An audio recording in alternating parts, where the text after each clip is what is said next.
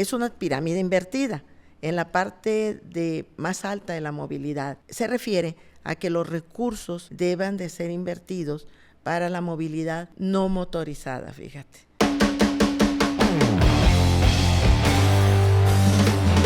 ¿Qué quiere decir? Que debemos ya de darle más apoyo a la movilidad, como son peatones, personas con discapacidad o con capacidad restringida, llamémosle así, y los ciclistas.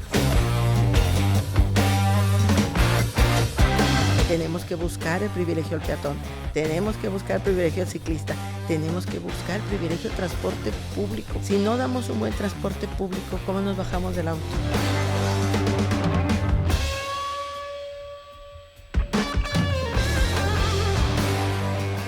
Hola, ¿qué tal? Bienvenidos a un nuevo episodio de Platicando con los Inges. Conmigo la maestra Elizabeth Garza Martínez. ¿Cómo estás? Muy bien, muchas gracias, Jonathan, por la invitación. Muy contenta de estar aquí. Sí, no, los contentos somos nosotros de tenerte. Muchísimas gracias por haber aceptado la invitación también. Tengo entendido que muchos de los invitados anteriores pues fueron alumnos tuyos. Sí, fíjate que me da mucho gusto verlos, que platiquen contigo, que sea una manera de pues externar sus experiencias, ¿verdad? Sí. Y pues me da el orgullo de que puse allí un granito, ¿verdad?, de arena en su formación profesional. Entonces sí, la mayoría de ellos ya fueron mis alumnos. No todos, ¿verdad?, porque hay unos por ahí contemporáneos, pero sí, en su gran mayoría. ¿Por qué elegiste ingeniería civil? Mira, déjame te platico algo muy, muy interesante. Yo de joven jugué fútbol, soccer femenil. Pues lógicamente hace muchísimos años en donde este deporte no estaba tan desarrollado como actualmente. Y pues nos tocaba trasladarnos a partidos con otras instituciones, con otros equipos, a otros estados. Pero era por carretera, no teníamos las facilidades de viajar en otra vía de comunicación. Y en el transcurso que íbamos por la carretera, pues yo observaba, ¿verdad?, en sí las infraestructuras, los puentes, las carreteras, los caminos, y por eso es que también me gusta tanto los caminos. Y decía, bueno, qué interesante. Y luego ya llegamos a las ciudades y decías, pues las edificaciones, ¿quién construye esto, verdad? ¿Cuál será el procedimiento constructivo? Y ahí fue donde me fui dando a la idea de que me gustaría estudiar ingeniería civil en una época en la que pues había mucho menos alumnas, ¿verdad?, que ahora claro, en la facultad. Claro, ¿y tuviste alguna influencia, no sé, familiar, conocidos que estuvieran dentro de la industria o fue algo que fuiste adquiriendo en el camino? No, fíjate que no tengo nadie del área. Posteriormente mi hermano es arquitecto, pero originalmente no. Yo sí quiero destacar, porque siempre acostumbro a hacerlo, que mis padres siempre me dieron libertad de elección. Entonces, aun cuando era una carrera considerada en aquellos años, y todavía para mucha gente, como de hombres, como más que ejecutada por el sexo masculino, ellos me dijeron, tú estudia lo que tú quieras, y siempre hubo un apoyo familiar tremendo, ¿eh? Pues te digo, jugaba fútbol, soccer, ¿qué más ejemplo podemos tener, verdad? Claro. Pero no tengo nadie anterior que pudiera generar una influencia. Ya posteriormente sí, pues ya hay un primo y ya hay otra gente, ¿verdad? ¿Eres originaria de aquí de Monterrey? Sí, totalmente, mira los apellidos Garza y Martínez. Así es de que, bueno, mi papá era de aquí, mi mamá no, pero pues con el Garza se nota que soy totalmente regiomontana y orgullosamente. Nada más para reafirmar. Sí. ¿Cómo fue esta primera impresión, tus primeras experiencias en esta, pues sobre todo en la universidad, que obviamente conforme han pasado los años, pues es más normalizado que haya mujeres en una carrera, pues digamos, tan pues tosca, ruda, etcétera, ya en la aplicación? Si bien es cierto, la ingeniería civil te da muchas opciones de especializarte en diferentes áreas, pero me gustaría que pues nos compartieras un poco de esa experiencia, cómo era, cómo te sentías, qué retos enfrentaste, porque o sea, no sé, a lo mejor los maestros, ¿tuviste alguna experiencia ahí, algún roce, no sé, o sea, de ese tipo? Sí, mira, pues era normal, éramos muy pocas las mujeres y yo tuve un profesor que realmente me ayudó y creo que ayuda mucho porque te forja el carácter. Él a mí me dijo, usted no va a salir de la carrera, las mujeres aquí nada más vienen a otras cosas, pero como mi interés sí era estudiar realmente, pues le demostré y al final cuando aprobé me dio mucho gusto que se acercó y me dijo, usted va a ser muy buena ingeniera, porque yo acostumbro a hacer este ejercicio y se han quedado gente en el camino. Pero también déjame comentarte que el ser pocas mujeres no siempre ha sido algo en contra, sino que los mismos compañeros nos han arropado. Yo cuando estudié en la carrera, y aún actualmente de profesor de la facultad, los ingenieros civiles son protectores. Sí. Mis compañeros siempre me arroparon, me ayudaron. Todavía es fecha que me junto con la generación y pues soy ahí la que decido, la que hago muchas cosas. Y creo que eso ayuda, ayuda a ir enfrentando el día a día. Y creo que las muchachas ahorita, bueno, pues tienen una ventaja. Es que aparte de que tienen esa protección de sus compañeros, ya tienen una unidad con más compañeras mujeres, ¿verdad? Pero la facultad en sí es una facultad pues pesada académicamente, pero creo que el ambiente que se genera entre los ingenieros civiles en general es un ambiente de camaradería. Yo la verdad soy feliz de ser ingeniero civil. ¿Y por qué en la uni? Bueno, en primer lugar, pues por el aspecto económico, sinceramente, es una escuela pública, es una escuela con acceso, yo toda la carrera la hice con beca, con una beca deportiva, porque jugaba soccer con la Universidad Autónoma de Nuevo León, o sea, con las tiguerillas de la Autónoma de Nuevo León, pero además tenía una beca académica, porque pues siempre fui buena estudiante, entonces eso me ayudó mucho, porque pues no pagaba rectoría, y luego en la facultad, como era buena estudiante, tenía beca de cuota interna, entonces pues me ayudaba mucho los trabajitos que hacía, sí. Porque empecé haciendo trabajos de topografía, yo creo que casi todos hacemos topografía al inicio, pues me servían para pagar mis libros, y así no mermaba la economía familiar, claro. Ayudaba un poquito, porque pues no somos muchos y la intención es que todos mis hermanos estudiaran, porque todos estudiamos. ¿Cuántos hermanos tienes? Tengo 3 más, desafortunadamente mi hermana la mayor acaba de fallecer, pero todos estudiamos. Mi hermana mayor era químico, clínico, biólogo, después mi hermano es arquitecto y el último es licenciado en Derecho. Entonces, pues el objetivo de la familia era, y por lo que debe ser una familia, ¿verdad? Claro. Ayudarnos entre todos, y eso la facultad me ayudó mucho a que yo pudiera, la Universidad Autónoma, no la facultad, ¿verdad?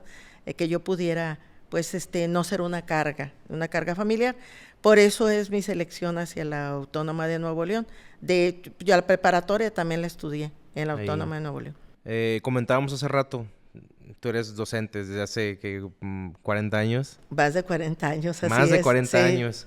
Imagínate, y das clases en tu alma mater. Así es. ¿Cómo te sientes? ¿Cómo es esa sensación de pues tú ya recorriste toda tu carrera ahí, sí. Te especializaste, que más adelante vamos a platicar más sobre esa especialidad, pero ¿qué sientes? O sea, sobre todo porque ya he platicado con profesores antes también, y sí hay algo en común de que, me comparten que te mantiene como de alguna manera muy actualizado, o sea, entiendes o sea, el estar en contacto constante con alumnos, con sí. con los chavos, vamos a decirles, de alguna manera te mantiene muy activo, muy, o sea, actualizado. Muy actualizada. En Así ese sentido, es. ¿tú qué sientes? O sea, de que, por ejemplo, tú ya viste que muchos ingenieros, pues, desde que empezaron y ya luego salen al mundo laboral y, pues, son personas exitosas, ¿verdad? En sus áreas. Sí. ¿Qué me puedes platicar sobre eso? Mira, la docencia en mi caso forma parte totalmente de mi vida, pues ya son más de 40 años. Sí, bien mencionas, es una parte medular de que la obligación a actualizarte. Alguna gente por ahí me ha preguntado, oye, ¿por qué no dejas de dar clase? Pues ya tienen muchos años, ¿verdad?, dando clase. Le digo, no. Primero, pues la satisfacción de poder, como te decía anteriormente, imprimir ahí algo, ¿verdad?, un granito de arena a su formación, pero a mí me sirve mucho. Yo les digo a mis alumnos, ustedes me enseñan, no creo que nada más yo vengo a compartir conocimientos, porque al fin de cuentas un docente es un transmisor de conocimientos. O sea, yo trato mucho de compartir con ellos mi experiencia profesional, para que no solamente quede en la parte teórica de los conocimientos. Entonces le digo, yo aprendo de ustedes y de los jóvenes, y no se diga, en estos momentos yo aprendo de los jóvenes increíblemente, de los aspectos tecnológicos, que bien que mal uno los maneja, a nivel de cómo los manejan los jóvenes. Entonces, ¿qué te da? Pues te da muchas cosas. Te da docencia, te da la satisfacción, te da el reconocimiento. Me gusta mucho encontrarme a mis alumnos. Maestra, gusto en saludarla. Mire mi hijo, le digo, ay, mientras que no me presentes a tu nieto, todo está bien, ¿verdad? Porque ya cuando me presentes a tu nieto, ay, canijo, como que ya pasaron muchos años. Y luego, bueno, te echan porras, maestra, se ve muy bien, me da mucho gusto verla. Todo eso pues motiva a seguir trabajando. Yo he dado clase en otra universidad privada y la verdad siempre he dicho, no, es que mi casa es la Autónoma de Nuevo León, porque pues ahí estudié desde la preparatoria, ahí estudié la facultad, ahí estudié la maestría, ahí soy docente desde hace más de 40 años, pues realmente es mi casa, ¿verdad? Hasta hago un ejercicio, de verdad, te lo comento. Yo de repente que estoy un poquito estresada, me pongo a caminar en los pasillos de la Autónoma de Nuevo León, me voy rumbo a filosofía, a contaduría, porque voy viendo a la juventud.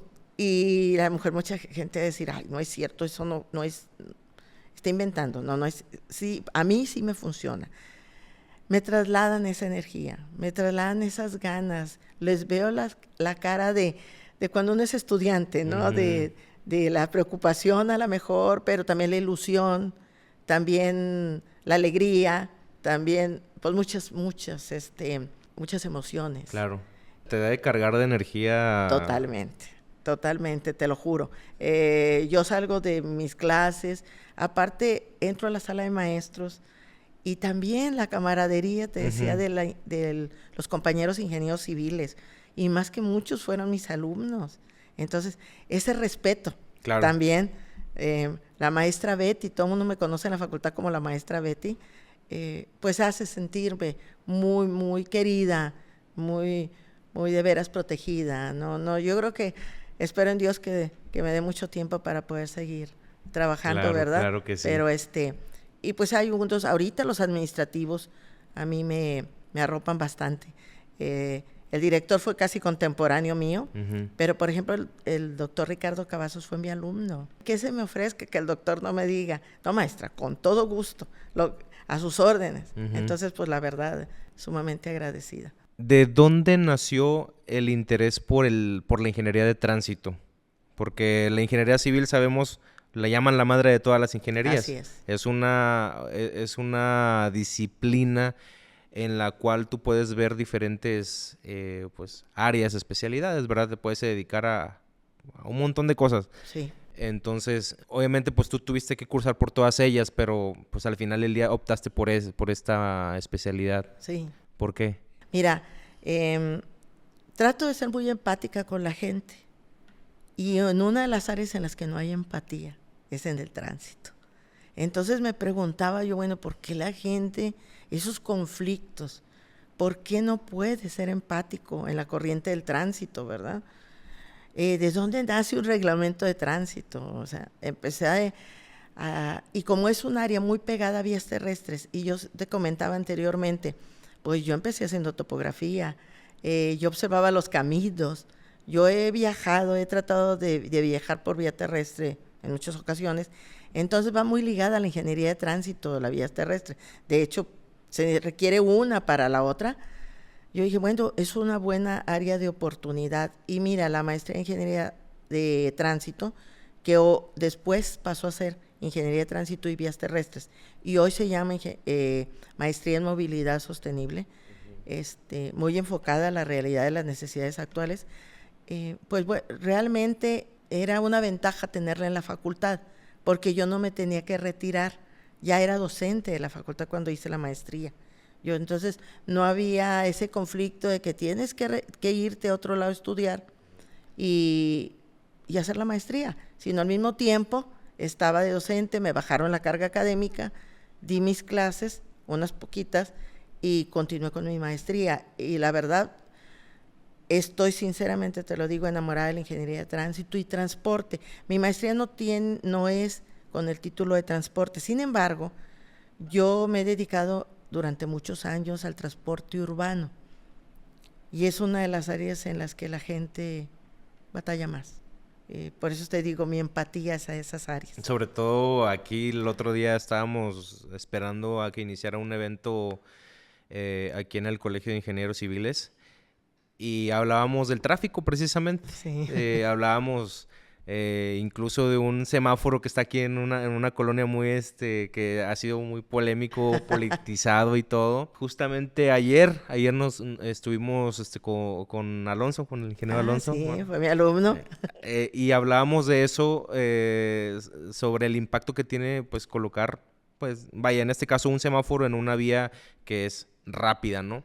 Y veíamos los pros y contras y él decía, pues es que tienes que evaluarlo, no nada más, obviamente las personas que están ahí, los vecinos, pues son los que abogan por ese Sí. semáforo, pero son más los que son afectados y realmente es un costo-beneficio, ¿verdad? O sea, los vecinos bien pudieran dar un retorno que es un minuto Sí. de su trayecto, que aliviaría bastante en esa zona, ¿no? Y hablábamos de eso precisamente, de cómo una metrópoli como lo es Monterrey, pues es un problema diario que se vive. Así es. Y sobre todo es un área, el área de tránsito pues es un área que a mí me gustaría como, para empezar, saber la diferencia, ¿no? Porque hay muchos comentarios también en este programa que nos han hecho llegar sobre, oye, pues habla, o sea, consigue a alguien que hable sobre vías terrestres, queremos alguien que se dedique al asfalto, alguien que se dedique a esto. Y digo, ya lo hablábamos ahorita de que pues es diferente, ¿no? Así es. ¿Qué se diferencia el tránsito de las vías terrestres? Mira, se complementan. Yo también te comentaba hace un momento en que realmente cuando yo me decidí estudiar ingeniería de tránsito era porque me gustaban las vías terrestres. Si te fijas, ahí están los dos áreas. Es que una es requerida para la otra.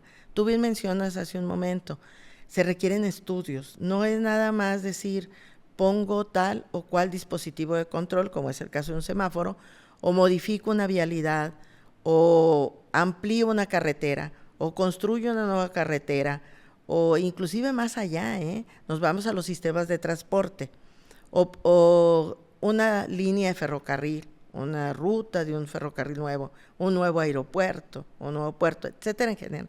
Pero específicamente en las vías terrestres y en el caso de los pavimentos, bueno, pues hay que recordar que en los pavimentos, los que circulan por arriba del pavimento son los vehículos. Entonces, los estudios son fundamentales para determinar la cantidad de vehículos, el tipo de vehículos que circula en ella, y eso nos va a dar la pauta para el análisis ya y diseño del pavimento.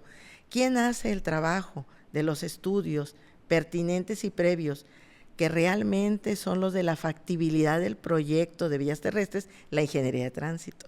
La ingeniería de tránsito es la encargada de hacer el análisis no solamente de la parte ya operativa, porque la parte operativa es ya cuando funciona el tránsito, cuando ya está construida la vía de comunicación, no es sino es lo previo, cuando apenas vamos al análisis para el diseño. Bueno, ¿qué elementos tengo? Y cuando hablamos de factibilidad, pues hay que recordar que tenemos factibilidad económica, tenemos factibilidad social y factibilidad política también en determinado momento, pero la factibilidad técnica. Y en la factibilidad técnica esa es la que la ingeniería de tránsito interviene en las vías terrestres. Le dice, a ver, ok, ¿qué flujo tengo? ¿Qué orígenes y destinos estoy uniendo o voy a unir? ¿De dónde vienen? ¿A dónde van? ¿Verdad? Los vehículos que al fin de cuentas el vehículo, al menos aquí en la zona metropolitana, no tenemos vehículos autónomos todavía, ¿verdad? Que son conducidos por personas con necesidades propias, o sea, las personas para dónde quieren ir, qué necesidades tienen.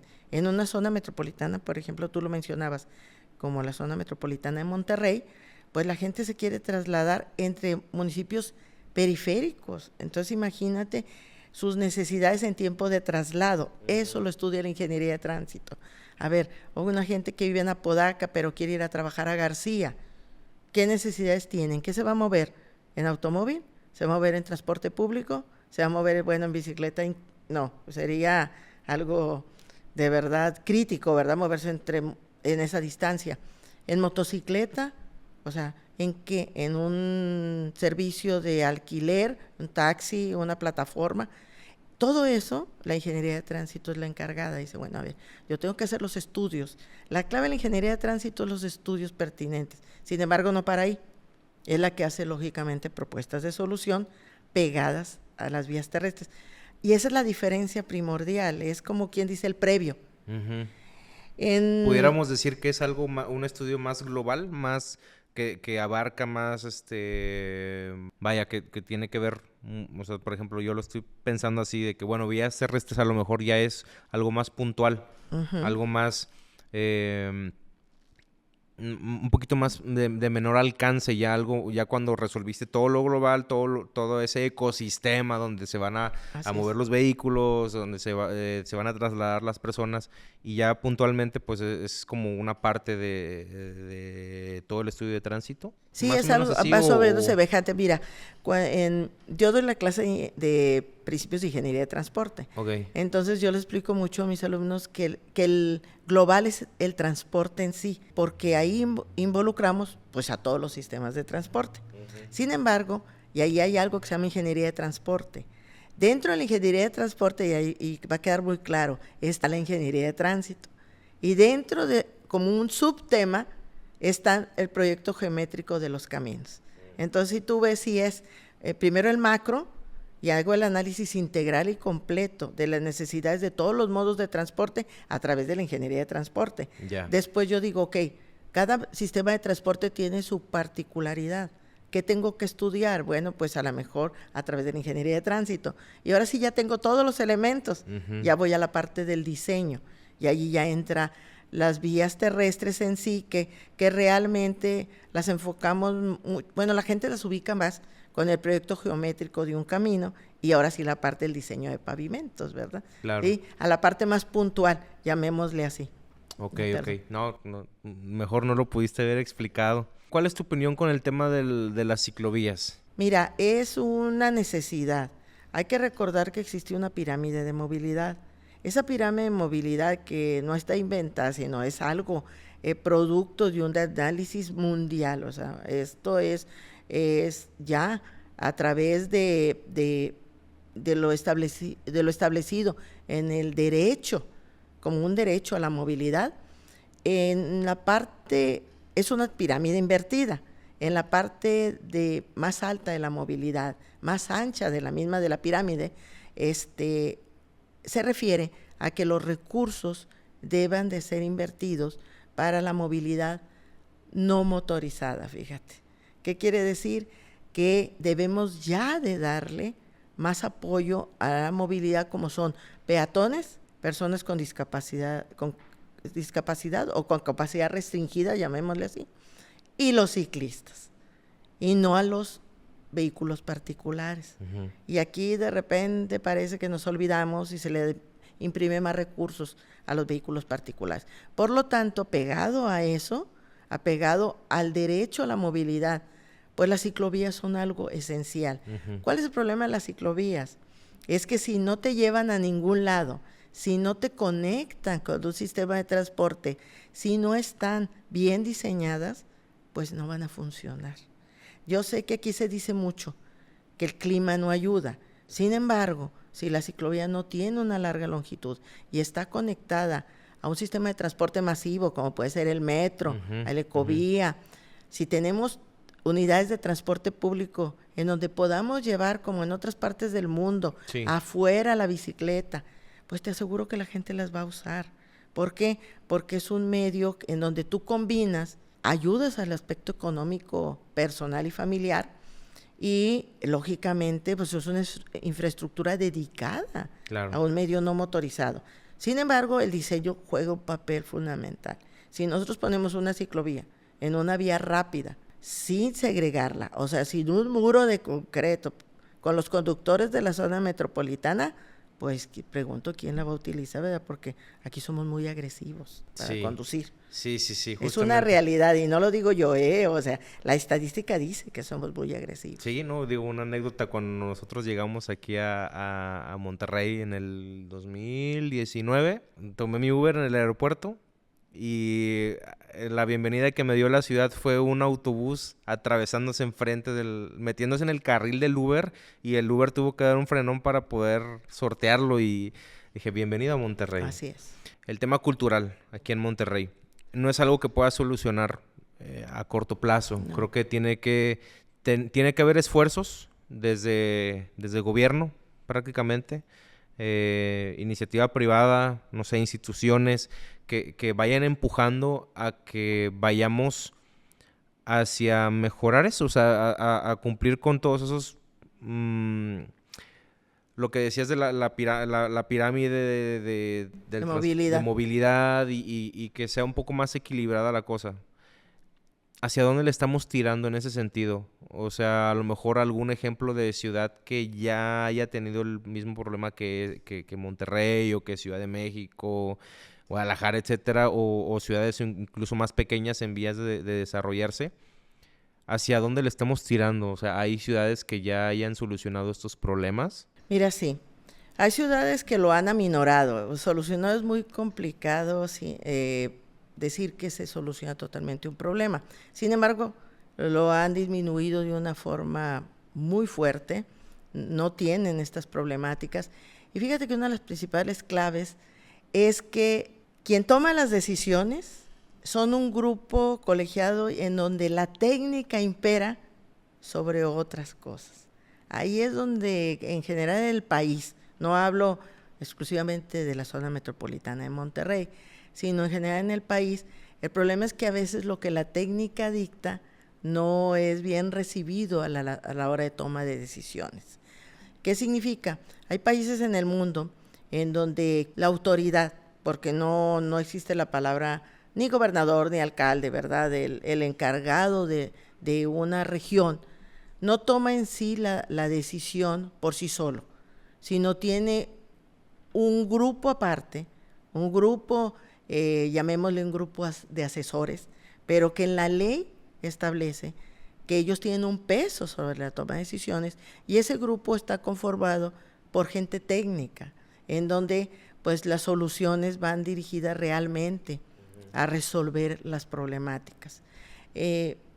Si hay manera de resolverlo, creo que se está apostando a eso. Sin embargo, llevamos años atrás, la problemática ha crecido. Un ejemplo es el crecimiento de la mancha urbana.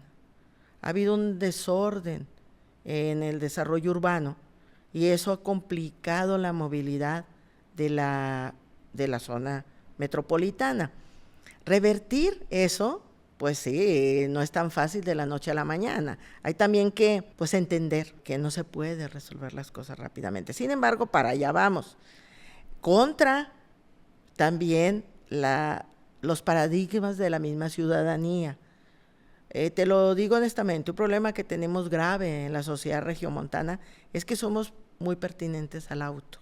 O sea, ¿qué quiere decir? Somos todavía en este siglo, sentimos que el auto es nivel de estatus. Entonces, todo mundo busca tener un automóvil. Entonces, por lo mismo, exige infraestructura para el automóvil. Uh-huh. Y no infraestructura para los otros medios. Por eso es que las ciclovías no han funcionado. Por eso es que ha tenido tanto cosas en contra, tanto rechazo es la palabra, las ampliaciones de las banquetas en los primeros cuadros de la ciudad. ¿Por qué? Porque la gente dice, espérame, ¿y mi auto? ¿Por dónde va a pasar? Eso es un problema cultural, sí, definitivamente en la sociedad regiomontana, pero poco a poco lo tenemos, poco a poco. ¿Qué tenemos que hacer? Es, pues ni modo, aunque te quejes, tenemos que buscar el privilegio del peatón, tenemos que buscar el privilegio del ciclista, tenemos que buscar el privilegio del transporte público, por favor. Si no damos un buen transporte público, ¿cómo nos bajamos del auto? Claro. Entonces, ¿en qué nos movemos? Imagínate, yo te voy a dar el ejemplo. Alguien que vive en Apodaca y va a García, no se va a ir en bicicleta, porque pues sale de su casa en bicicleta, ¿Y luego? ¿A dónde llegó? El camión no tiene para llevar la bicicleta. Ujú. Entonces, pues él toma el camión. Entonces tenemos que articular las cosas. Sí hay países en el mundo que ya lo han logrado. Y no los extremos, no los extremos de países en el mundo que andan todos en bicicleta, no, tampoco los extremos, ¿verdad? Porque ellos pues ya nos llevan muchos, pero muchos años de adelanto en las mejoras a esto. La base es que tuvieron también que restringir el crecimiento urbano. Eso es fundamental, poner reglas establecidas pues en los reglamentos, en las normativas, en las leyes. Sí, sí, sí.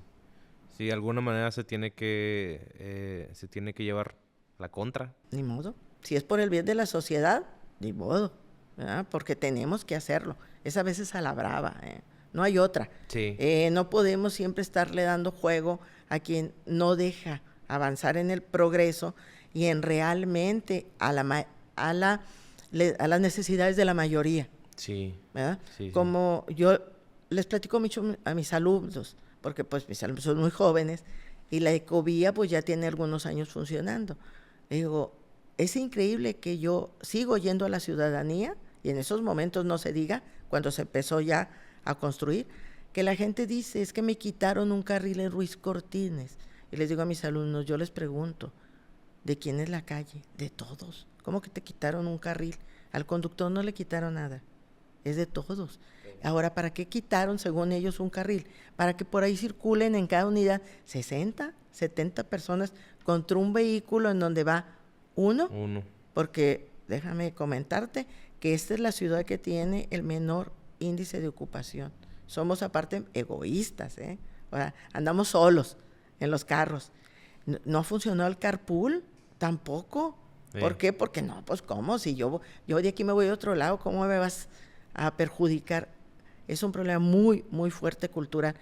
Pero bueno, yo les digo a los muchachos, a la gente joven, a lo mejor yo no lo alcanzo a ver, pero está en sus manos. Claro. Y por eso es mi labor prepararlos, darles las herramientas y que ustedes luchen porque esto cambie. Sí. Creo que sí tenemos la oportunidad, pero pues no hay que doblar las manos. No, y hay que aportar pues, nuestro granito de arena, ¿verdad? Parte de eso pues es esta conversación que estamos teniendo.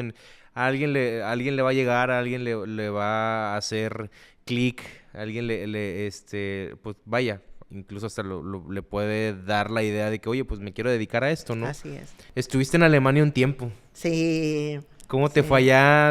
O sea, ¿qué me puedes contar de esa experiencia? ¿Fue durante tus estudios o...? No, al terminar la carrera, Ajá. Yo me titulé inmediatamente, porque en mi época de estudiante no se titulaban de forma inmediata. Había que hacer un examen profesional con 3 sinodales. Yo me titulé inmediatamente porque me ofrecieron la oportunidad de irme a Alemania y estudiar una especialización en fotogrametría y fotointerpretación. ¿Pero fue a través de la uni también? Sí. Y fíjate que siempre lo menciono y lo quiero resaltar. En ese entonces el rector de la Universidad Autónoma de Nuevo León era el doctor Alfredo Piñeiro López, que ya falleció, que en paz descanse. El doctor tenía formación en Alemania y él siempre dijo que le daba apoyo a las mujeres, porque él podía comprobar que las mujeres en su equipo de trabajo eran muy responsables.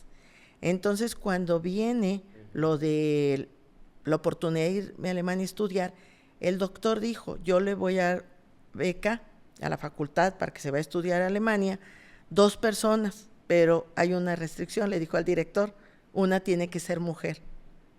Entonces el director, yo era buen estudiante y ya apoyaba por ahí a la Secretaría Académica de un ingeniero que fue pues mi gran maestro, tutor y amigo, el ingeniero Francisco Gámez, que en paz descanse, que por cierto fue director de la facultad. Y me dijo el ingeniero, mira, es una buena posibilidad. Le dije, no, pues claro que la tomo, ¿verdad? Y nos fuimos a estudiar esa especialidad porque tenía una intención. Iban a crear un departamento de fotogrametría y fotointerpretación en la facultad. Bueno, en el instituto apenas se estaba construyendo, pero la intención era dar servicio al público. Desafortunadamente fue en los 80s y fue en aquel año famoso de la devaluación del peso del licenciado José López Portillo, que la frase aquella, defenderé al peso como un perro, y que se vino la devaluación. Entonces, ¿qué sucedió? Nos restringieron todos los recursos y no se pudo echar a andar el departamento como estaba planeado. Sí lo echamos a andar, pero con equipo muy, pues, mínimo. Mínimo. Pero intencionalmente el objetivo era tener equipo de primer mundo, equipo que en Alemania se había desarrollado, y nos fuimos a estudiar. Entonces, bueno, a la respuesta específicamente de tu pregunta, pues, genial. Yo conocí un país que técnicamente es todo un ejemplo. Es un ejemplo de realmente aplicar la técnica en muchas cosas. Es un ejemplo de orden. Ahí sí había orden. Yo recuerdo mucho que en mis clases, ¿verdad?, en la capacitación, decía, la clase empieza a las 7 de la mañana y a las 7 en punto empezaba y cerraban las puertas. O sea, nada de que pues llegaste tarde. Era un orden a la hora, horario para cenar, horario para comer, horario para estudiar, horario para trasladarte y yo me movía en camión en Alemania, pero el camión llegaba a la hora en la que estaba ahí establecido en el señalamiento, ¿verdad? En el señalamiento informativo. Aprendí mucho de ese país. La verdad, es un país increíble en todo, en infraestructura. Hablando de tránsito, yo ahí viví una experiencia increíble, ¿eh? Nos teníamos que trasladar el fin de semana a otra ciudad y de repente, pues, el vehículo, el auto, iba, estoy hablando de los 80, el auto iba a más de 200 kilómetros por hora. Y yo no lo podía creer. Entonces, los alemanes me decían, es que no te preocupes, aquí ve el señalamiento, y el señalamiento decía, velocidad 200 kilómetros por hora. Porque estaban, dice, desde los 80 tenían diseñadas los caminos, las vialidades, bueno, las vialidades internas no tanto, ¿verdad? Claro. Pero hablo de las carreteras para altas velocidades, para porque tienen ahí plantas de automóviles, pues ahí está la Mercedes-Benz, ahí está la BMW. Fue una experiencia que me forjó mucho, me ayudó a aprender, me ayudó también a ordenarme, porque también ayuda mucho a tener tu orden, a saber que si no tienes un orden en la vida, pues tampoco, se te va a ir el tiempo, no que lo dejo para después. Entonces, sí, yo le agradezco mucho a la universidad una vez más esa oportunidad. Y luego volviste y estuviste dentro del, o sea, se creó el departamento y específicamente, ¿qué me pudieras decir de la fotogrametría? O sea, para los que no hayan escuchado nunca, sí. O sea, poniéndome en ese papel, ¿para qué sirve? Bueno, quiero que sepas que así de simple es la mamá de los drones. Es la mamá. La fotogrametría, que todavía en algunos lugares se sigue usando, es una ciencia a través de la cual, por la toma de fotografías aéreas, se hace un levantamiento topográfico, bueno, geodésico, de alta precisión. O sea, no requieres andar en donde son grandes distancias haciendo levantamiento con equipo terrestre, sino que a través de un equipo aéreo, iba a decir avioneta, pero mi hijo es piloto y se enoja cuando digo avioneta. Dice que todos los aviones pequeños son aviones. O sea, que nosotros tenemos una mala costumbre de que le decimos avionetas. Pero bueno, se hace con un pequeño avión, un avión Cessna, un avión que va tomando con un equipo especial las fotografías. Esas fotografías tienen un traslape para poder ver y trabajar en tercera dimensión. Hoy ya hay drones que levantan aspectos fotogramétricos, que hacen levantamientos fotogramétricos. Sin embargo, fíjate que todavía se utiliza la fotogrametría terrestre. La fotogrametría terrestre es el mismo procedimiento, pero en lugar de tenerlo en un avión, se tiene en un equipo terrestre, un tipo como un equipo topográfico, vaya. Se toman las fotografías para restauración de monumentos, como es el caso del INAH. El INAH lo utiliza mucho, la fotogrametría terrestre. Entonces, es una ciencia muy avanzada. De hecho, cuando nosotros fuimos a Alemania, pues ellos ya tenían muchísimos años de utilizarla y nosotros aquí estaba en pañales. Se ha utilizado por organismos privados y públicos durante muchos años. Hoy ya dio el paso a los drones utilizados a través de la geomática, de posicionamiento de puntos terrestres, etcétera. Pero es más o menos el concepto de la fotogrametría. Ya, y ahorita, digo, también depende mucho, digo, hablando ya de proyectos, en aplicaciones prácticas, pues tiene que ver mucho los recursos que se le invierten a un proyecto. Claro. ¿Me podrías dar un ejemplo de algún proyecto, no sé, que te haya tocado o que hayas visto que se haya aplicado ese tipo de tecnología en su momento o incluso actual que tú sepas? Mira, precisamente hablando de vías terrestres, cuando el diseño de una carretera, pues lógicamente se avanza, es más eficiente si haces el levantamiento fotogramétrico, si haces un levantamiento. Imagínate lo que ocuparía hacer un levantamiento topográfico, aunque de alta precisión, para 300, 400 kilómetros. Y se hacen todos ya a través de levantamientos fotogramétricos. O sea, todas las carreteras de altas especificaciones, sobre todo aquellas carreteras que son de cuota en el país, por ejemplo, han sido con levantamientos fotogramétricos. Un ejemplo interesante es la carretera o la autopista Durango-Mazatlán. La Durango-Mazatlán, pues, vino a dar alivio. ¿Dónde está el baluarte? Exactamente. Y si tú te ha tocado la fortuna de recorrerla, pues es toda una obra de ingeniería, porque tiene más de 60 túneles, más de 60 puentes y tiene un puente como es el baluarte. Entonces, para poder hacer el diseño de esa carretera, se utilizó fotogrametría, a veces se utilizó ya los procedimientos rápidos de alta precisión. Así hay varios ejemplos, ¿verdad? ¿Qué me puedes decir de tus experiencias laborales? ¿Cómo fue?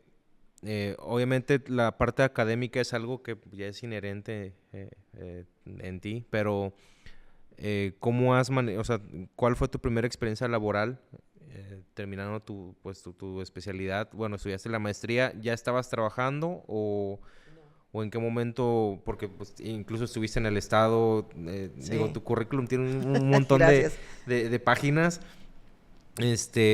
¿Cómo has llevado esa parte? O sea, esa sería como una pregunta, ¿no? El balancear tanto lo académico con lo laboral y pues cómo iniciaste en esta industria, ¿no? Primero fui docente, es lo que te comentaba. Yo al regresar de Alemania, pues me incorporé inmediatamente a la facultad, porque es no algo exigido por la universidad, es un compromiso moral. Entonces, si la universidad te manda a estudiar, pues tampoco se vale que uno regrese, ¿verdad? Y diga, bueno, muchas gracias, con permiso. Claro. Entonces, yo empecé a ser docente primero, entonces, desde que regresé. Posteriormente, al terminar la maestría, me dieron inmediatamente, de hecho, toda no terminaba, y tuve la oportunidad de empezar a tener conexión con un organismo que, pues, Dios me dio la oportunidad que años después fui directora del mismo. Pero en aquel entonces, cuando termino la maestría, me incorporo a ese organismo que es del gobierno del estado, el Consejo Estatal de Transporte y Vialidad, y me abre las puertas y ahí empiezo yo a trabajar en la parte, ahora sí, directamente de tránsito y transporte. Es mi primer ingreso a transporte público. Yo era gerente de transporte del Consejo Estatal de Transporte y Vialidad. Duré ahí pues algunos años, durante los cuales se hicieron proyectos que todavía están en funcionamiento. La gente puede ubicar las rutas periféricas. La gente que utiliza el camión, voy a tomar una ruta periférica. El diseño de esas rutas se hizo cuando yo estaba en el consejo. Hicimos también estudios de tránsito de apoyo al plan maestro del metro, porque el Metro Rey estaba muy apoyado al Consejo Estatal de Transporte y Vialidad. Entonces, los estudios de tránsito que requería el diseño de la red maestra de metro, pues apoyábamos a Metro Rey. Se hizo un proyecto por ahí muy interesante, se llamó Procentro. Ese proyecto funcionó un tiempo, desafortunadamente luego ya no le dieron seguimiento. Ese proyecto, el objetivo era disminuir el ingreso de las unidades de transporte a la calle Juárez, porque la calle Juárez en el centro de Monterrey es una calle en donde antes estaba peor de el número de autobuses de transporte público. Entonces hubo muchos proyectos. Posteriormente, yo me retiro del sector público porque me dieron la oportunidad de la facultad de ser el secretario académico de la facultad. Es lo que hoy es Ricardo Cavazos, es la subdirección de licenciatura. Entonces, pues yo tenía a mi cargo planes de estudio, horarios de los profesores, y ya no podía estar en el sector público. Me retiro y luego me invitan en la administración anterior al gobierno del estado y regreso, pues te digo, increíblemente, regresé 20 años después al mismo organismo con el que empecé en el sector público, pero ahora como director ejecutivo del Consejo Estatal de Transporte. Posteriormente ya la ley de movilidad es aprobada en el 2020 y el Consejo Estatal desaparece y pasa a ser el Comité Técnico del Instituto de Movilidad.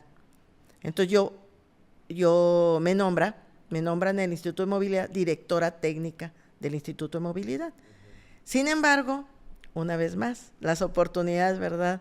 Y bueno, que Dios, soy creyente, pues hoy es que menciono a Dios. Y Dios me da la siguiente oportunidad, y es que el director del Instituto de Movilidad en ese entonces se va a campaña para un cargo pues de su interés, y me nombran a mí. Entonces yo me quedo de director, bueno, de encargada del despacho de la dirección general, hasta que él regresa, porque él pues no obtuvo el triunfo que quería. Sí, o sea, agarró licencia sí, exactamente. Y ocupaste el cargo mientras. Entonces, pues yo en el sector público sí estuve, tanto en una dirección de un organismo, como ya después terminé en la dirección general de un instituto tan importante, porque es el que maneja la movilidad del Estado. Hoy hay una secretaría, qué bueno, mis respetos, porque la movilidad requiere haberse creado una secretaría. Sí, pero una secretaría enfocada así es. Solamente en eso. Yo recientemente tuve pues una experiencia, digamos, en gobierno también, en un municipio, y noté mucho. Yo he estado mayormente en iniciativa privada. Entonces, el entrar a este mundo del ser servidor público es pues ha sido un verdadero reto. Sí es bastante diferente. ¿Cómo fue tu experiencia en ese sentido? Porque a fin de cuentas la cuestión política permea bastante, y sobre todo en una institución que pues se dedica a ver todo el tema de la movilidad y tránsito, y pues es un aspecto que pues es muy politizable, o sea, por lo mismo de que muchos lo hemos visto con todos estos proyectos de ampliar banquetas y de que dar accesibilidad universal, que los políticos lo agarran y lo agarran como ya tema de campaña, ¿no? Se pescan de algo y pues ahí empiezan a formar esta grilla. ¿Cómo fue tu experiencia en ese sentido?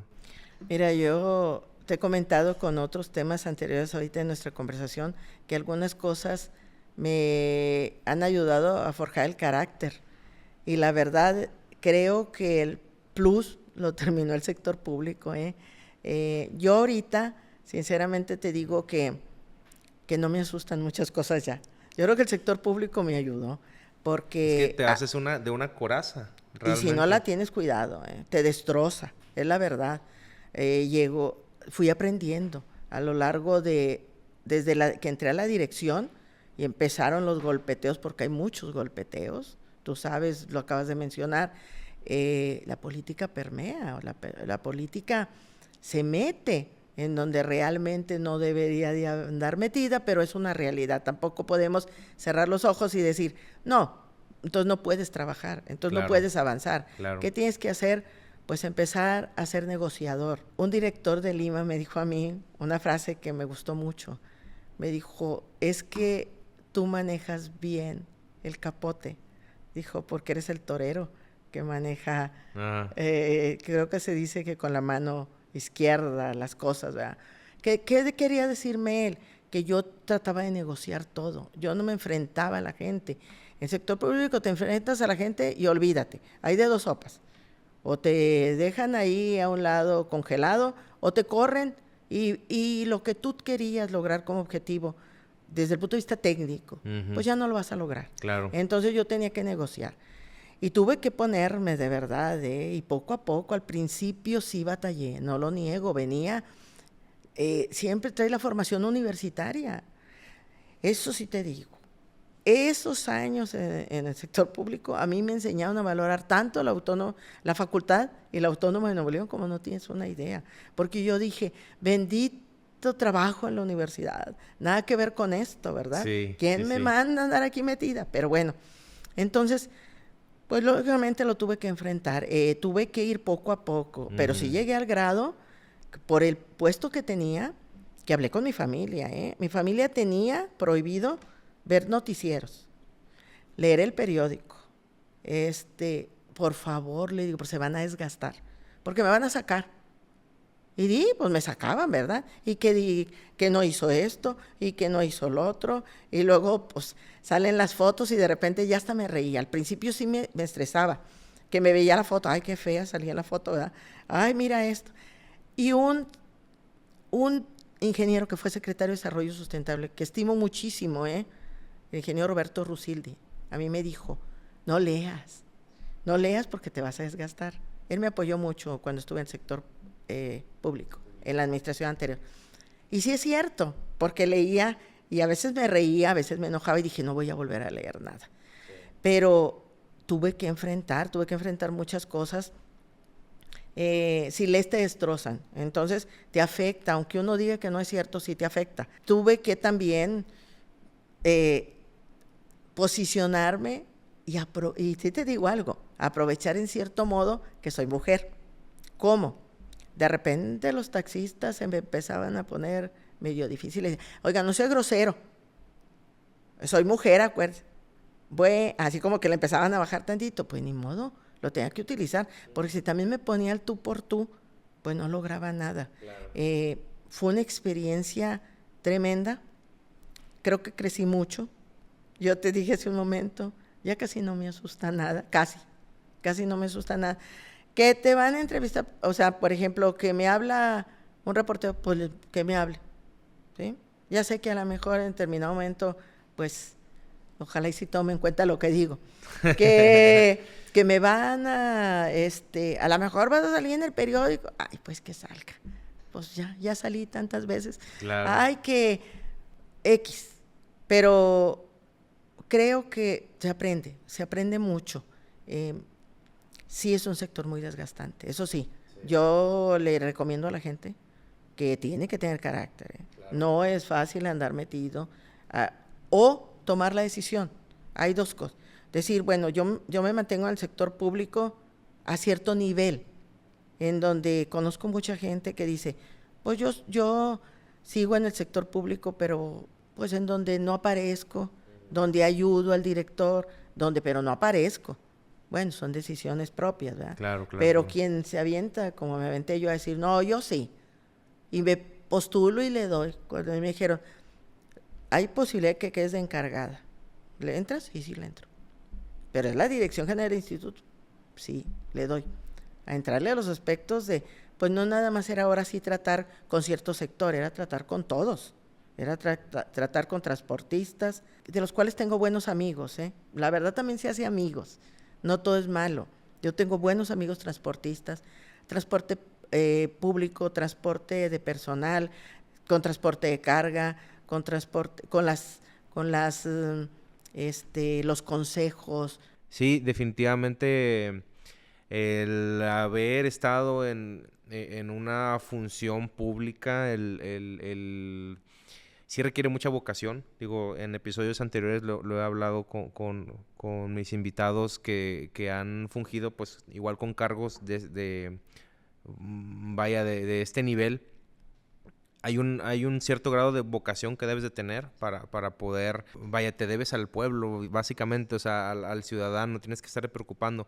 Obviamente cuando yo entré, no sabía a qué me estaba metiendo, era mi primera experiencia. Y digo, tampoco fue un puesto en el que digas es una toma de decisiones o estás frente a las cámaras y eso. Realmente nosotros estábamos tal cual en las obras.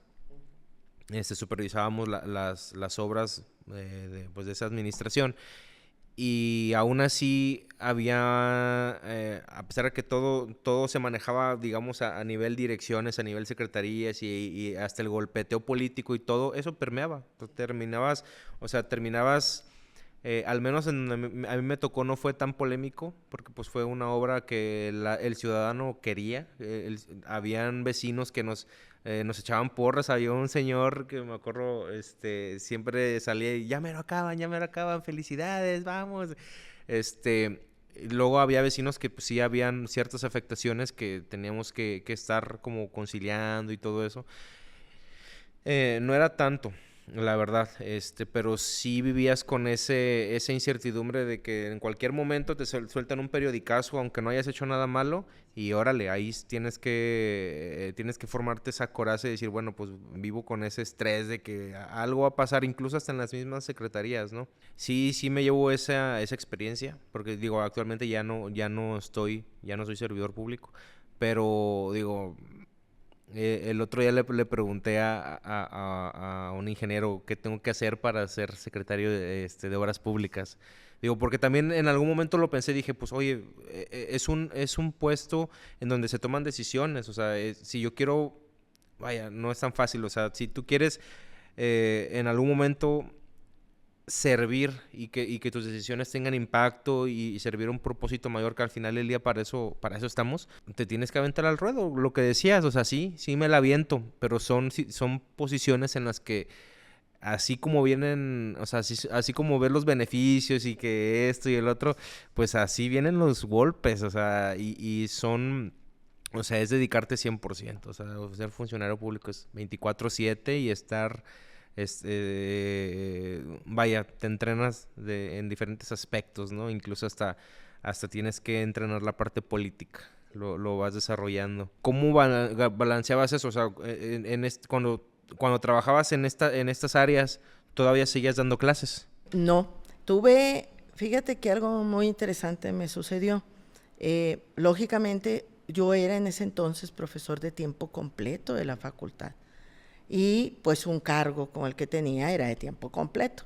Entonces, lógicamente, pues ¿de dónde sacaba, verdad, dos tiempos completos? Claro. Aparte, por ahí también empezó el golpeteo en el sentido, no a mí, sino a otros que estaban en situación semejante. Me refiero a unos secretarios, en donde les dijeron, oye, pues Contraloría del Estado les acercó y dijo, ¿sabes qué? Tienes que decidir. Y la universidad te da opciones. Te da la opción de decir, pide un permiso sin goce de sueldo, o pues te retiras, o en mi caso, yo ya tenía la edad, bueno, no la edad, sino los años transcurridos, perdón, de haber sido docente, como para poder jubilarme. Pues lo puse sobre la mesa, dije, sí necesito hacer algo.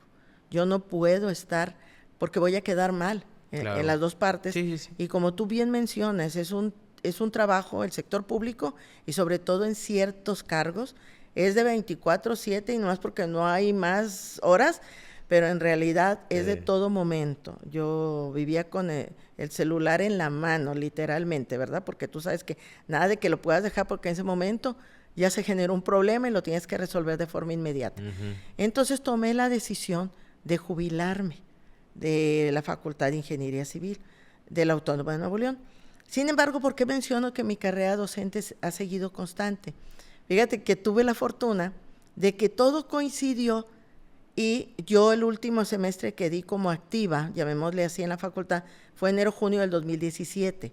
Yo ya estaba en el gobierno del estado, pero me jubilo y me habla la UDEM, que tenían una clase que se me interesaba. Y le dije, pues sí, porque al fin de cuentas, ahí sí ya no tengo problema, porque es una sola clase, yo la acomodo en un horario que la acomodaba a la hora de mi comida, porque pues bueno, si es que comía, ¿verdad? Porque tú también sabes que a veces uno ni come, o la acomodaba muy temprano o muy tarde.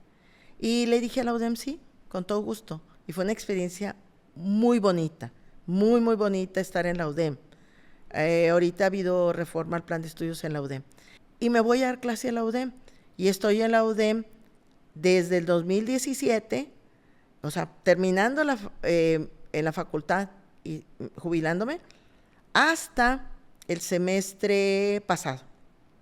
Pero regresé a la facultad. Entonces, hace un año, un poquito más de un año, sí, en el semestre anterior, en el semestre agosto-diciembre del 2023, me invita a la facultad y me dice, pues ya no estás en el sector público, ya traes más tiempo, ¿te quieres regresar claro? Y me regresé, por eso es que mi carrera docente no ha tenido interrupción. Ya. ¿Cómo compaginaba? Pues fue más fácil, porque ya como nomás tenía una sola clase, y luego se me atravesó la pandemia. En la pandemia todo el 2020 y parte del 2021 fue vía remota. Sí. Pues la daba ya en la oficina, ¿verdad? Claro que de repente me interrumpían y pues un momentito y contestaba. Pues traté de compaginar. Es muy complicado, sí, es muy complicado porque cuando uno es 24/7, pues de repente te hablan y estás en clase. Claro. Y ni modo que le digas al secretario o más arriba, ¿verdad? Oiga, no, porque estoy en clase, pues ¿para qué la tengo? Entonces, pues no podía hacerlo. Pero creo que todo se acomodó. Creo que pues Dios manda las cosas y me las acomodó de tal manera. Sí, sí, sí. De que mi vida así ha sido, ¿verdad? De que me ha ido acomodando las cosas y poniéndome en el lugar exacto. Yo solo le digo, tú dime, y yo me pongo y le doy. ¿De ¿verdad? dónde sacas tanta energía? Pues mira, yo creo que primero de mis alumnos, porque ellos me transmiten mucha, ¿verdad? Y bueno, pues ahora de mis nietos, porque tengo 2 nietos, entonces los niños ya también te transmiten energía. Entonces, me ofrecen algo que sea servicio. Yo te comentaba anteriormente acerca de ingeniería de tránsito y de la empatía. Bueno, la empatía la traslado a todas las horas de mi vida. ¿Qué quiere decir? Que yo trato de ser, hasta donde me sea posible, tampoco pues a veces no lo puedo hacer, empático con el vecino, soy muy empática con los animales, empático con los niños, empático con el gremio. Entonces, si a mí el gremio me dice, oye, te necesito, pues yo aquí estoy, le doy hasta donde pueda. Ya cuando, pues, desafortunadamente por alguna causa no pueda, pues lo externo. Pues yo creo que esa adrenalina, ¿verdad?, que te da el seguir como quiera, queriendo ayudar, pues ahí estoy puesta. Así fue como compaginé el sector público. Ahorita ya estoy fuera del sector público, tengo una vida más tranquila, gracias a Dios, ¿verdad? Ya el celular, mira, ahorita no lo tengo, ya estoy. ¿Por qué? Porque pues ya no vivo con ese estrés. También déjame decirte que yo desde que terminé la maestría siempre he hecho trabajos por mi cuenta. Hago estudios de movilidad junto con un buen amigo mío, que es también ingeniero en tránsito. Entonces, pues ya me dedico a la docencia, al sector privado, haciendo estudios de movilidad, y pues ando metida en el colegio de ingenieros porque me invitaron, y aquí ando también metida en lo que se puede, ¿verdad? Claro. En el colegio, en la facultad, apoyando lo que se necesite, es la palabra. ¿Qué hobbies tienes? ¿Cómo pasas el tiempo? O sea, ¿cómo lo separas de tu parte ingenieril y, pues, Elizabeth, ¿verdad? Sí. Fíjate que durante algunos años jugué boliche. Desafortunadamente ahorita el boliche en el que yo jugaba, pues por la pandemia se ve afectado y ya no hay torneos. Soy muy cauta con la vialidad y con el tránsito, porque soy ingeniero en tránsito, entonces todo mi día lo mido en cuánto tiempo voy a ocupar los traslados y ahí tomo decisiones. Hasta ese grado es de donde tengo mi casa, que es tu casa. Cuando compramos la casa, varias gente me dijo, es que hay posibilidad en otro lado. Le dije, sí, nada más que para allá el tráfico está así, se congestiona así, me voy a tardar más tiempo. No, la decisión la tomé en función de la movilidad, porque la conozco. Entonces, dejé de jugar boliche porque ahora, pues, los torneos están muy lejos. Por lo tanto, ¿cómo distribuyo? Pues el poquito tiempo que tengo ahí de repente que en todo me meto, trato de estar con mis nietos lo más posible, porque los niños crecen y uno también, el tiempo pasa. Entonces, ellos me dan la energía que necesito para cuando quiero de repente así como flaquear. Entonces, trato la mayor tiempo de pasarlo con ellos y de repente leer y no te niego, soy fanática de las series. Entonces, sí, no veo televisión abierta, fíjate. ¿Qué series nos recomiendas? Ay, no, pues es que depende de los gustos, ¿verdad? Porque yo soy muy dada. Dice mi hijo que a mí que a lo mejor yo debía haber sido licenciado, que porque nomás estoy viendo policíacas y de asesinatos y de abogados. Le digo, pero es que donde hay más suspenso, ¿no? Donde hay más cosas así. No soy de mucha acción. Tampoco me gusta ver cosas que luego me depriman, pues digo, no, para deprimirme el día, diario, ¿verdad? Entonces, sí veo de repente comedia, pero veo muchas series. Soy una más que ya vio Yellowstone, yo creo que, y eso que es más vaquera, me resistí, pero cuando me dijeron, no es totalmente vaquera, vela, porque tiene una buena trama. Ajá. No, pues sí me ganché, como nos ganchamos yo creo que muchos, ¿verdad? Sí. Excuso decirte que vi todas las de CSI, todas las de La Ley y el Orden, y bueno, pues muchas series, pero así más o menos lo compagino. Sí tengo una hora del día, eso sí, dedicada a salirme a caminar. Y eso es pues recomendación médica. ¿Por qué? Y no porque esté enferma, sino porque el médico me dijo, cuidado, cuando ya se empieza a llegar a cierta edad, es obligatorio. No es porque quieras o no, camínale. Porque me dice, bueno, fuiste deportista, pero ya no haces deporte, entonces lo dejé de hacer, ¿verdad? Ayer, por ejemplo, hubo el trote del evento de aniversario de la facultad. Se reían porque al final les digo, cuando pasé por el Estadio Chico Rivera hasta me volteé y dije, qué vergüenza, voy caminando y el estadio decir, pues si aquí jugabas, ¿qué pasó, verdad? Pero bueno, pues ya no corro tanto porque ya no hago tanto ejercicio. Entonces, más o menos mi día es así, mis clases, pues mis actividades externas, cuando hay evento o algo del colegio, cuando no, digo, trato de tengo la oportunidad de comer con la familia, con mis nietos, salen de la escuela y como con ellos, sí.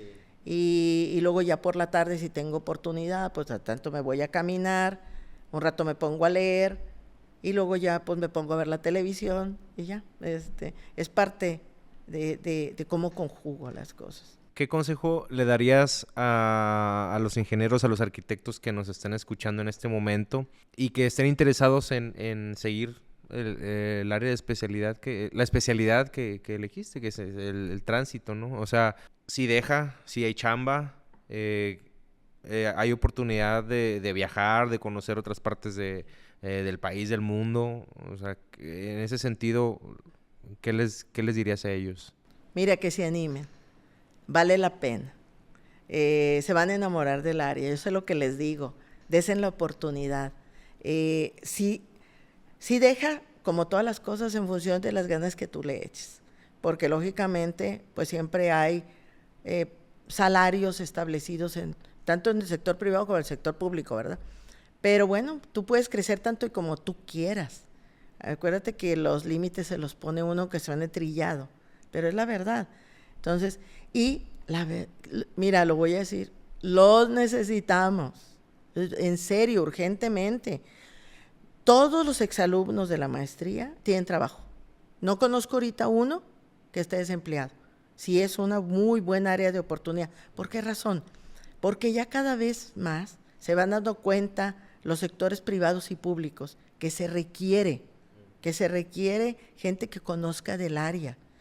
Entonces, los gobernantes se están dando cuenta, los alcaldes se están dando cuenta, la gente que maneja hacia abajo las direcciones, bueno, la secretaría, las direcciones, en el sector privado, los que manejan, por ejemplo, las empresas dedicadas a los diseños, a las empresas de señalamientos, a las empresas que hacen estudios, porque hay empresas que hacen todos los estudios. Aquí en el estado se hizo un estudio muy grande en el 2020 que se llamó el Plan Integral de Movilidad Urbana Sustentable, el PIMUS, y se licitó, lo hizo una empresa en donde ya estaban metidos muchos ingenieros del área. Creo que sí vale la pena. Aparte los necesitamos. Si cada vez no ayudamos entre nosotros mismos a que esto cambie culturalmente, yo les digo que cuando nos metemos al área, también nos cambia las ideas y nos quitamos telarañas de la cabeza. Claro que nos volvemos exigentes. En mi familia me dicen que es un horror que yo vaya de copiloto, ¿verdad? Porque imagínate cómo voy. Agarra el carril antes, No se vale Sí. que te vayas de entrecruzamiento. Esto no es una zona de entrecruzamiento. Párate, la raya de peatones, la estás invadiendo, ¿verdad? El peatón, el ciclista, pues sí, porque pues lógicamente. Sí. ¿Cómo que me voy a estacionar ahí? Ahí dice que no, o tiene la raya amarilla. Oh, no, pues ni modo. Entonces sí se sufre tener a alguien como yo, ¿verdad? Porque le digo, imagínate, voy a dar el mal ejemplo. Claro. Pues no, claro que no. Aparte debemos de cuidarnos. No puede ser que una ciudad, pues yo soy regiomontana, quiero mi ciudad, no se puede, esté en el índice de una de las ciudades con mayor accidentes de tránsito. No se puede. Entonces, de veras, anímense. La maestría de movilidad sostenible no está dirigida a ingenieros, los arquitectos y áreas afines, porque hay ingenieros topógrafos, hay ingenieros en transporte, todos son bienvenidos, apliquen. Y si no es aquí, en otras maestrías, hay oportunidad de viajar, claro, porque si ustedes quieren esto llevarlo a otros lados, pues es cuestión de querer. Sí. Nada más que acuérdense siempre que la recomendación que le damos a los jóvenes es el manejo de otro idioma, es abrir las puertas, ¿verdad? Porque si empieza uno nada más a tenerle miedo a otro idioma, pues también restringe. Ahora en las conferencias que tuvimos en la facultad, todos lo señalaron, le dijeron a los alumnos, manejen otro idioma. La ventaja que hay ahorita es que todos los jóvenes se están preparando mínimo con el inglés. Sí. Entonces ya es una ventaja, ¿verdad? Pero sí, en serio, eso es lo que les pido, es más, no les recomiendo, les pido, anímense, los necesitamos. Nosotros ya vamos en otro camino, nosotros hemos tratado de hacer nuestro trabajo, pero necesitamos quien venga acá detrás, ¿verdad? Claro. Quien nos empuje, quien venga que me gusta mucho, la verdad, quien venga con nuevas ideas, porque no todo está ya dicho, y no se cierren, pues todo es posible, y lo que no sea posible, pues poco a poco. Entonces, yo a mis alumnos también siempre los invito, ustedes crean y ustedes denle, que nadie los restrinja, vamos a ver, y yo mientras que esté, pues los apoyo en lo que pueda, y muchas de las ocasiones les digo, y lo que no pueda yo, pues les busco quien les ayude, pues esa es la labor, ¿no? Hacer una gran cadena. Había aquella película muy vieja, Cadena de Favores, ¿no? Sí. Entonces hay que ayudarnos unos a otros. No, aparte somos un gremio, lo hemos comentado un sinfín de veces, o sea, somos aunque no parezca, pero o sea, nos conocemos entre todos, o sea, cada vez como que, al menos, pues gracias a este proyecto, yo voy conociendo gente que dice, no, sí, ya te ubicaba, o no, yo conozco a tal persona, no, y coincidimos. Entonces, de alguna manera, digo, y ya también para irle dando un cierre, yo agradezco bastante que pues nos hayas regalado un poco de tu tiempo para poder compartir pues parte de tu historia, porque pues, son ya muchos años de trabajo, proyectos, es una vida completa, ¿no? Algo que con lo que quieras cerrar, algo que se nos haya pasado, que quieras compartir. No, hombre, pues agradecerte, Jonathan, porque de la misma manera como tú mencionaste ahorita, que tú has conocido mucha gente, bueno, pues también es recíproco, yo te conocí a ti. Y de verdad, me encanta lo que estás haciendo, porque estás dando la oportunidad de que se exprese mucha gente. De la misma manera como esta área, no la conocías, pues otras tantas áreas de la ingeniería que de repente no las ubican. A mí me tocó la experiencia de que yo estoy en el padrón de peritos de Ingeniería de Tránsito del Poder Judicial del Estado de Nuevo León, pero es muy difícil que nos llegue el peritaje de tránsito porque generalmente se lo envían a los agentes viales o a criminalística, pero es que si hay un muerto, pero si no hay un muerto, pues como que... Y sí, lo interesante que quiero mencionar es que cuando hice el diplomado de peritaje, todo el mundo me dijo, ¿existe esa área en Ingeniería Civil? No sabíamos. Y entonces creo que también nuestra labor, que gracias a este proyecto tuyo, es darnos la oportunidad de que también conozca que la ingeniería civil no es solamente construcción en sí, que es la parte medular, porque al final de todo proyecto pues se construye. Sí, por eso es que es bien importante la palabra construcción. Sí, finalmente un proyecto La parte ya, ¿sabes?, de que podemos cerrar es que ya se construyó. Pues cuántas áreas no hay de la ingeniería, es tan amplia que pues por eso te agradezco enormemente esta oportunidad, el poder compartir, ¿verdad?, todo esto que me ha tocado vivir, que ojalá a algunos les sirva, ¿verdad? Pues un pequeño comentario. Sé que también por ahí a algunos no les va a gustar cuando hablé de los conductores y de su pertinencia al auto, pues pero es la verdad, lo tenemos también que decir. Sí. Pero ojalá y esto sea en beneficio, y aparte que se enamoren del área, aparte que se animen, también se vuelvan empáticos con esa gente que requiere trasladarse, con esa gente que no tiene los medios para trasladarse de manera particular. Pues hay que buscar ayudarla. Hay que dar opciones. Hay que apoyarlos. Yo les digo, fíjense, una acción tan mínima. Si un camión está intentando meterse al carril donde tú vas, déjalo pasar. Ahí van a lo mejor 60 personas que ya tienen 2 horas de traslado y que ya van agotadas. Entonces se ve empático con ellos. Claro. O sea, al transporte público no hay que verlo como una clase aparte. No somos ciudadanos, unos más de menos. Hay que vernos todos igual. Y entonces creo que de verdad es lo que les pido. Les pido mucho que nos comportemos en la corriente del tránsito, que tratemos, de veras no nos quita nada dejar pasar un vehículo que se quiere meter. ¿Por qué acelerar, verdad? ¿Por qué no dar paso? ¿Por qué no apoyar a la gente? Entonces, creo que por ahí, ¿verdad? Me gustaría terminar y de nueva cuenta, muchísimas gracias. Muchísimas gracias, maestra, por haber estado una vez más. Las puertas están abiertas para más episodios porque nos quedamos cortos. Estoy seguro de que hay muchísimas cosas que nos puedes todavía aportar y a nuestros escuchas. Y si te parece, pues vamos a la sección de las rapiditas. Fútbol. Mi pasión. Empatía. Necesidad. Uni. Mi casa. Caminar. Obligado. Familia. Mi felicidad. Monterrey. Mi origen. Perito. Experto. Colegio. El gremio. Movilidad. Colapsada. Playa o bosque. Playa. Tráfico. Congestionado. Semáforo. Control. O avión.